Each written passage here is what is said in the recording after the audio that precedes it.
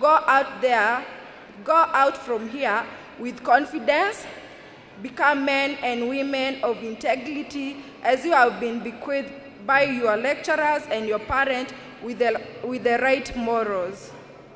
We wish you all the best.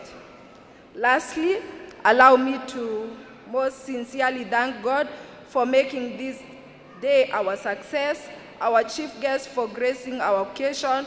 We are highly humbled. My mom for believing in me. Mom, you can wave the crowd. Yeah. My mom for believing in me. Surely you are the best. My two sons for your encouragement. All the staff and students of Gorgeous Technical Institute for believing in your institution.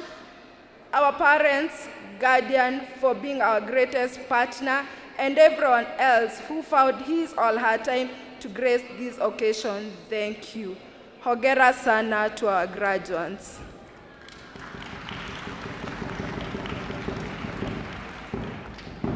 And now it's my pleasure to invite our chief guest, Honorable Ndindi Nyoro.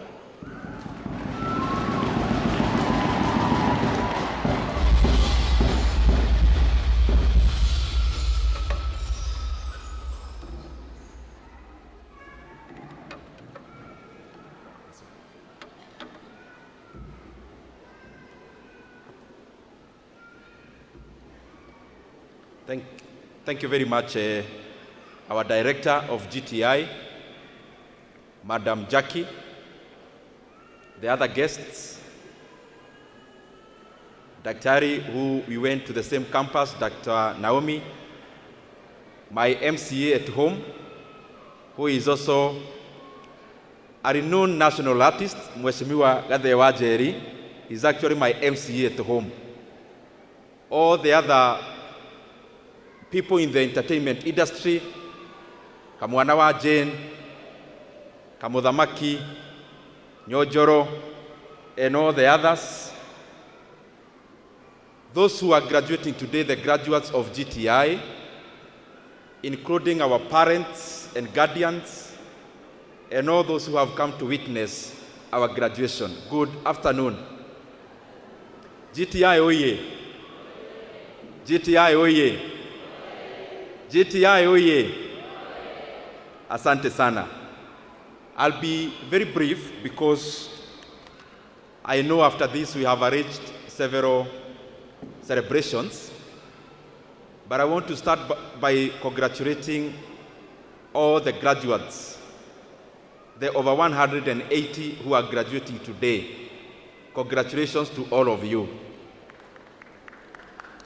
I also want to laud the vision of Madam Jackie as a young lady who is an entrepreneur and a director of GTI. I also want to laud you and I wish you all the best.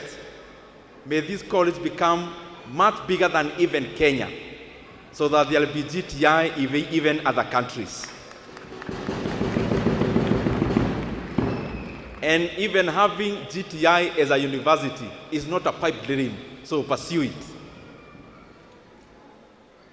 I have just a few points. Some were highlighted by Dr. Naomi. We are graduating today. And when we are graduating, what comes to our mind is then what next? But even as we ask that question, it is important for us to look back and reminisce the many moments we had here at the Gorgeous Technical Institute, because life is incremental. Even as you head forward, it is important to appreciate where you are coming from. So all the moments you have shared here, the friends you have created, the knowledge you have gained, it is important for you to look back, appreciate, don't cut that down, because it is what you are now. Secondly, na munisikiza vizuri wenye tuna graduate, and even the parents. When I look at my life, I always believe I am the sum total of all my experiences. My father used to live here in Thika, basically in Kiadutu slums.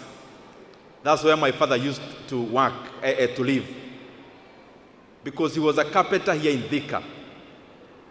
And Thika is always very close to me, because when I was in Form 3 in Kiabugi secondary boys, my sister, who was operating a hardware here in Thika, had started a mtumba, a place called Mokereti, near Moi Gardens, pale karibu MKU. Those tall buildings there, ilikuwa soko. So I used to sell mutumba there when I was in Form 3 to supplement my school fees.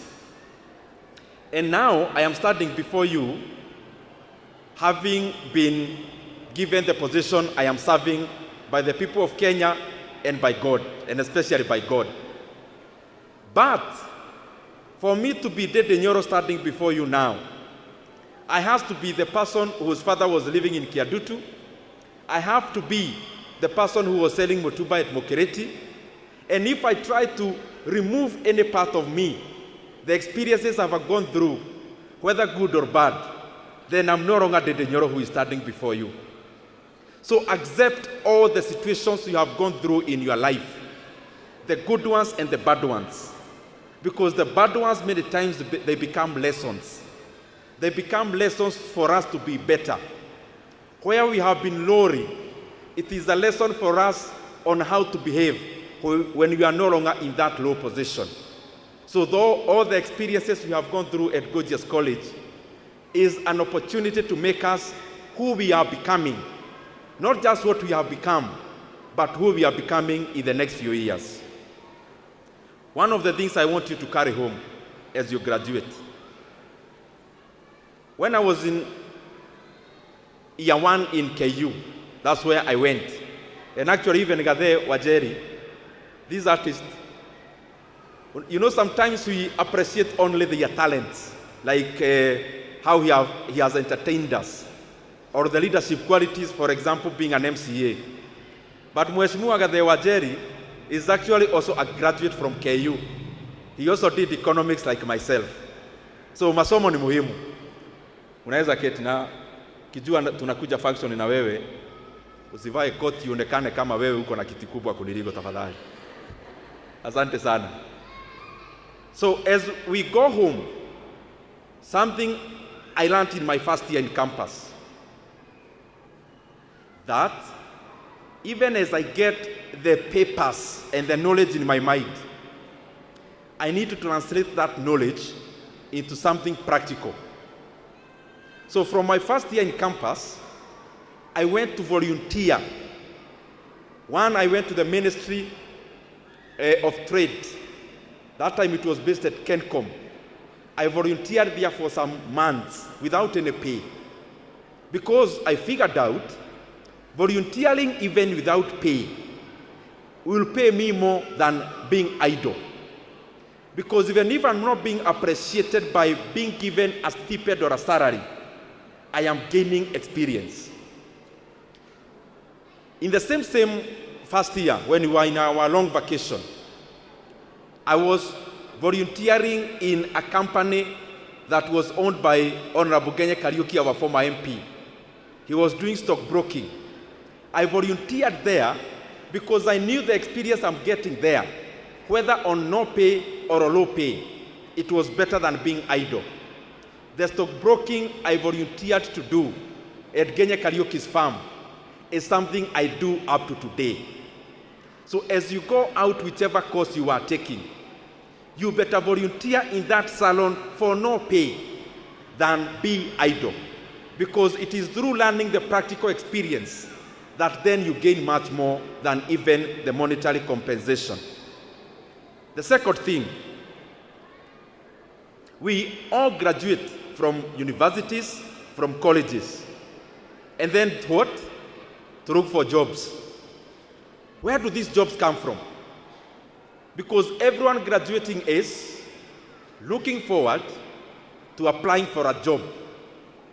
We need to always constantly ask ourselves, these jobs we are seeking, where did they come from?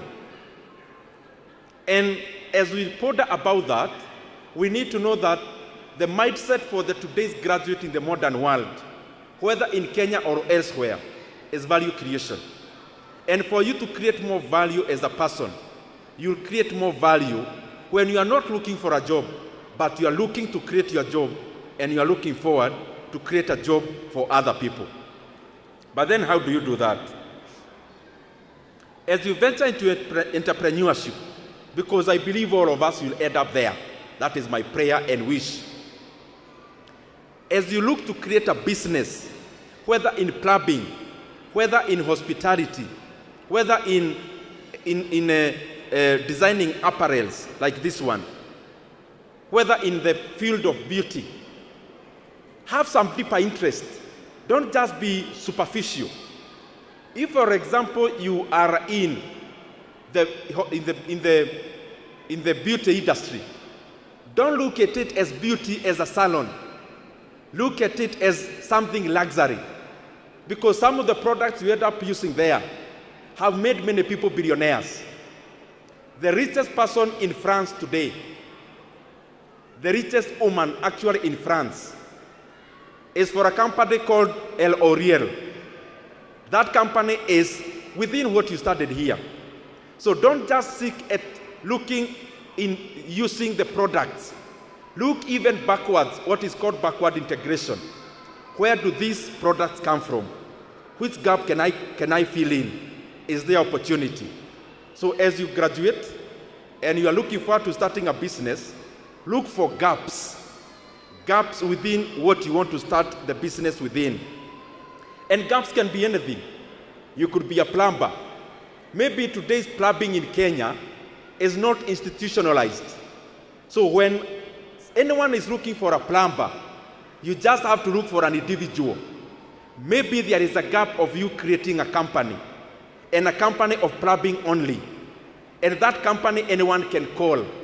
When they are building a house in Section 9, in Majengo, in Wetaithie, maybe there is a gap there where you can institutionalize whatever you learned here and you remain within a certain market where you realize there is a gap. The other thing is a story. And that story is based on some of the people who are doing hospitality. And within there is preparing delicious meals. There was a man who was semi-retired, and he had a passion of coming up with something tasty.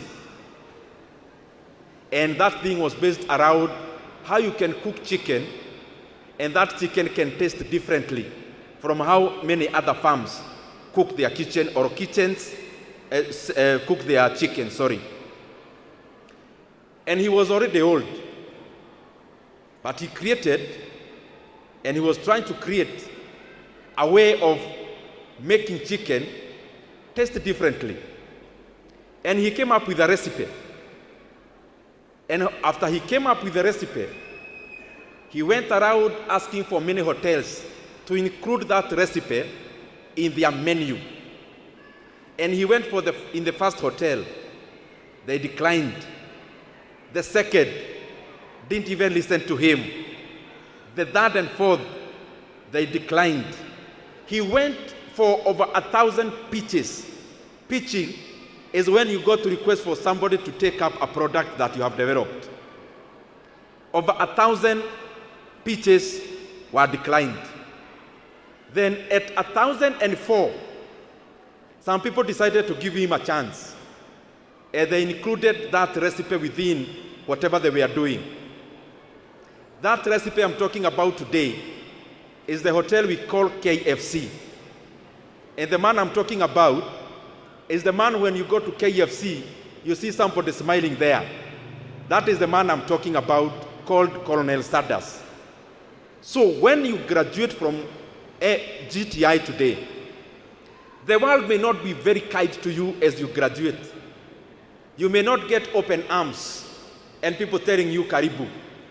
You may get a lot of dejections and rejections. But those are just things to tell you there is something better ahead. Any rejection you get is tapping you at the back and telling you you are better than this. So when you go to look for an opportunity anywhere and you don't get it, you must not go and start crying and looking back at what you don't have. Appreciate that wherever you never got a chance is because you are overqualified for that chance. And the chance that actually qualifies you is the one that is ahead. So you must keep trying, because this world has no space for quitters, and this world has no place for people who get choked down by rejections so easily. So you need to focus, and you need to have the fortitude to conquer the world. As I finish, as you start your business, whatever it is, even if you'll be alone as a plumber, and the business is you called Omodi, or the business is you called Mwangi, or the business is you called Wafula the plumber, please, from your first time you get that job to do the plumbing, to do hospitality in any event, from your first job that you get, institutionalize what you are doing. Register even a business name. Hata kama huna pesa ya kuregister a limited company, register even a business name. Start bookkeeping early. The first job you get to do plumbing in Salama Estate, open a book. Start documenting those jobs, because that is what is called a profile when you are creating a business. From your first one, andika pahali nilipwa hii, nikatumia hii, nikabakisha hii. Why? There is a time we went home. Na my mother being a peasant farmer, tukamfanyisha mahesabu na my siblings. You know, like all our Geshagi homes, all our parents own cows, ng'ombe. So tukaenda nyumbani, tukaambia madhi, hebu kuja tufanye hesabu hapa kidogo. Uko na ng'ombe hapa, tukituma ka M-Pesa, unanunua ng'ombe, unanunulia ng'ombe chakula. Kila time mgongo inauma. Kwa nini? Kuchunia dhara hiyo ng'ombe. Kila time you can't even go to visit anywhere na ulale. Kwa nini? Nani atapea ng'ombe yangu majani? Tukamwambia kaa hapa na kalamu na kitambu. How many liters of milk do you get from this cow? Akaweka. How much per month? Akaweka. What is the input of this cow? Akaweka. In the long run, we realized she was a slave of that cow, because she was spending more money to keep that cow than she was getting from that cow. Wiki haikuisha bili, akauza hiyo ng'ombe. That is what we mostly do as small business people, and I've been there. Ile inaitwa kwa Kikuyu kuhorani ya besha na kuhorani ya madhaa. So we are always busy. Oh, pole, nitakupigia baadaye. Oh, Mwangi, I'll call you back. Wafula, I'll call you later. Busy all the time. But we never sit down to realize, what are we busy doing? Always look at the output. Don't look at the input only. I wake up in the morning, by 5 I was up. Fanya hesabu jioni. After waking up at 5 a.m. in the morning. So, what happened within the day? You may realize you are busy, but you are busy not just doing nothing, but doing negative. You may realize you are busy, but at the end of the day in the evening, you had spent more than you had earned. So even as a small business person, because we all start, let me rephrase that, because there is no small person. Even as an owner of a small business, focus to do bookkeeping, because it shows you kama ni biashara horania or you are actually making progress, so that you price yourself right and you are able to generate revenue and capital to do more things. as you proceed. Nikimaliza, this may not be about Gorgeous. I'm done about Gorgeous. Pigieni makofi tafadhali.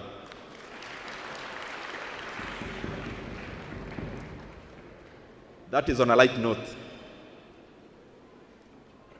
Tuko hapa mambo ya elimu because GTI is a college. And there are things we must constantly do as leaders kuimprove elimu ya Wakenya. Na kwa sababu hapa tuko college, naonanga hata kwa budget ya nchi huwa tunapea support private universities where there are students sponsored by government. Maybe it is a high time the ministry concerned of higher education na pia department ya TVET, it is the high time they also start giving sponsorship to private students in private universities.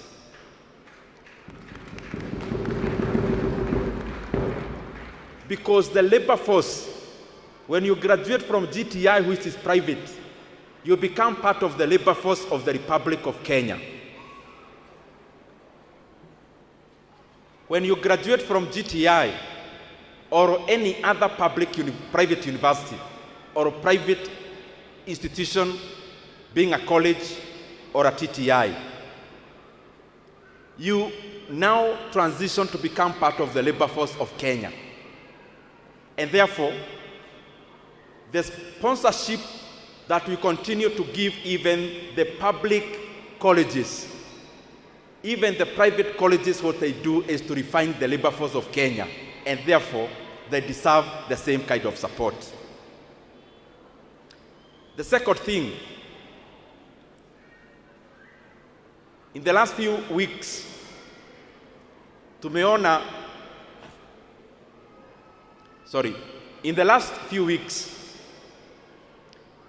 tumeona mtu mmoja wa serikali anasema kuna free basic education. Mwingine anatokea anasema, oh, we can't afford. And ultimately they said, we want to support. Tunauliza ministry husika ya elimu and the National Treasury. Free basic education is not a privilege. Free basic education is a right for all school-going children in Kenya.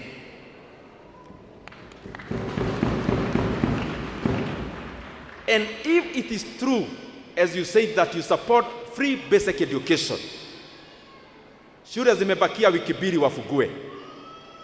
Tafadhali, in all the institutions from primary school, to JS, to the senior secondary, tunaomba na tunauliza, and we are also demanding that the arrears ile haijalipwa ya capitation itumwe kwa mashule zetu so that they can continue offering quality education to the learners in Kenya. Wanafunzi wakifungua third term wasiende tena kugoja pesa, ni pesa iende igoje wanafunzi.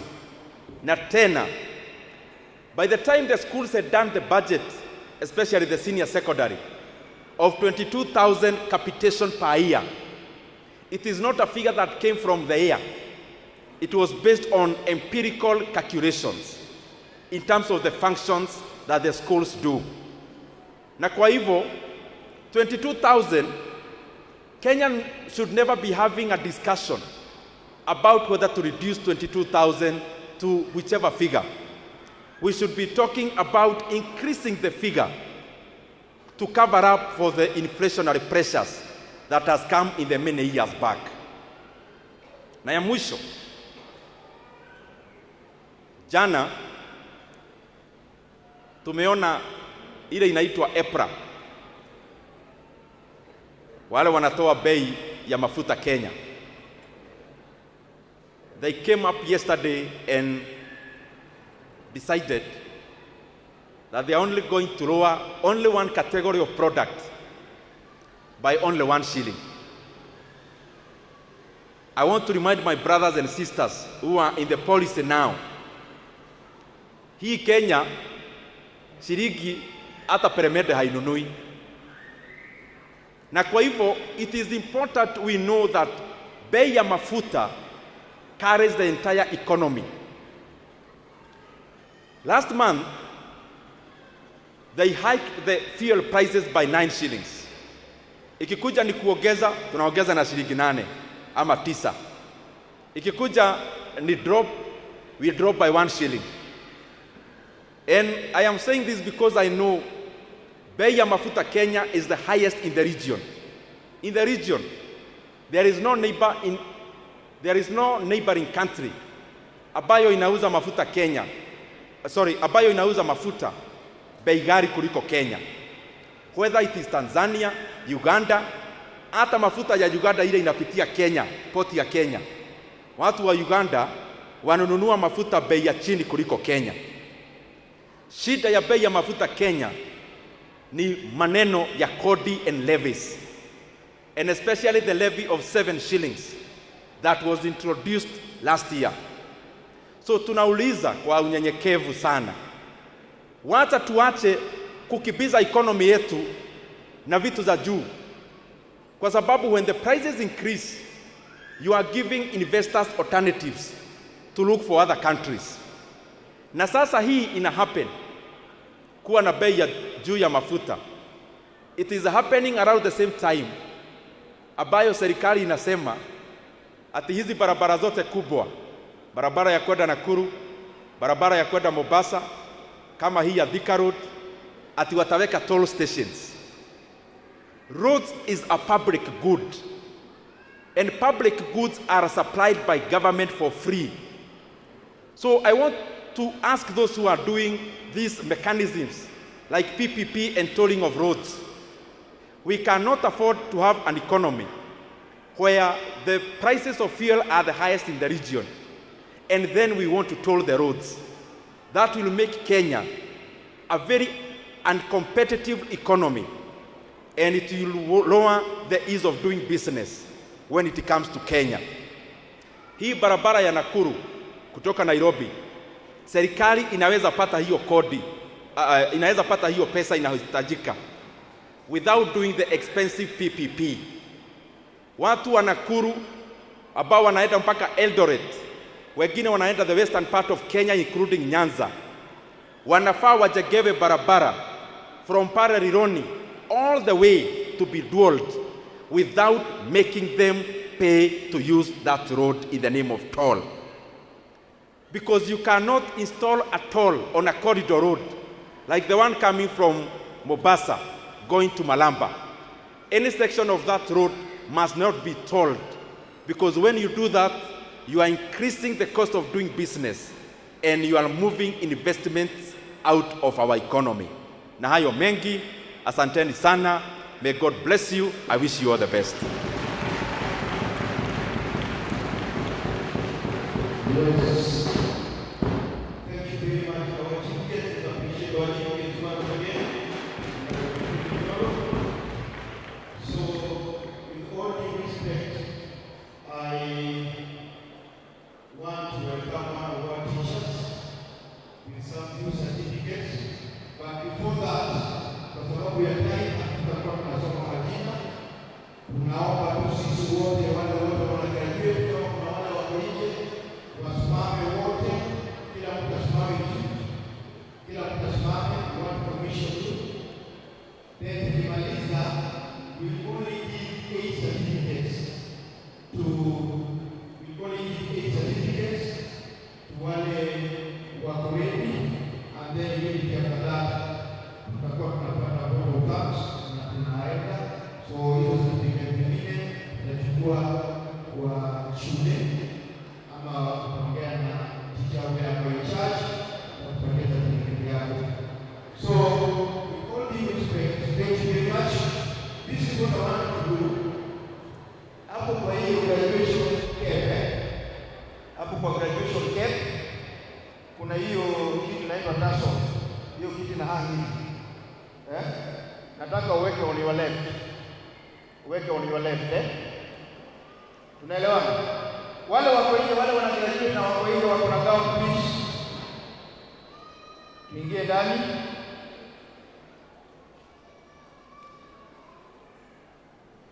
So tukishawa commission, ukisoma kuna ile itasomewa with our chief guest yatasoma, mtabadilisha mwende right. Tunaelewana? Badilisha hiyo taso uweke right. Sasa wewe graduate, ukiweka right, ukisha commission unakuwa graduate. Alafu tutapeana 8 certificates peke yake, and then we'll call it a day from that point. So I want to invite our chief guest, Honorable Nyoro, once again on stage to come and commission the students. So you are going to read this. So karibu sana. Thank you very much. In itasoma, by the power invested in me by the TVET Act of 2013 and the institution, that is GTI, I give you power to exercise your profession and what pertains to it. I therefore award you with your certificates and diplomas. Therefore, may the Almighty God give you favor as you face the outside world. All the best. Thank you very much. Let's appreciate. Let's take our tassel to the right side. Let's take our tassel to the right side. Now, from now onwards, you are a graduate. From now onwards, you are a graduate. So, DJ, tupatie song moja kwanza. DJ, tukiwa tumesimama hivyo. And then now, we are going to give you certificates here. Na tukipeana hizi certificates, wale watu wote wa media, remember hapa tuko online, kuna various media stations here hapa, na so we shall be given these certificates. So we are going to start with the following people. So we are going to call upon our chief guest.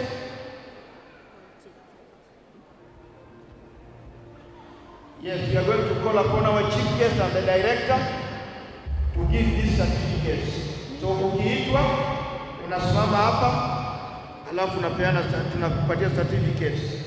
So tutaanza na Irene Mudhoni Maina. Unasimama tu hapa. Irene Mudhoni Maina, please.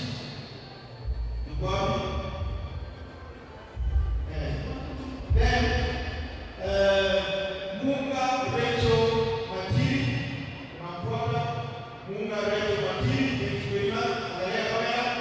angalia kamera, Munga Rachel Matiri, thank you very much. Mwami Monica Machuka, angalia kamera, Mwami Monica Machuka, thank you very much. Kusana Maina Nancy Wanjiru, thank you. Maina Nancy Wanjiru, thank you. Ndindi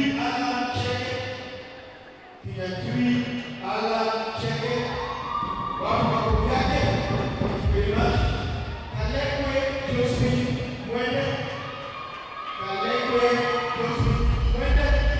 thank you. Congratulations.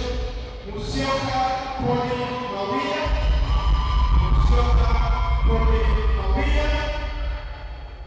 thank you very much. Musioka Poli Mawia, Muinde Rosemary Kanini.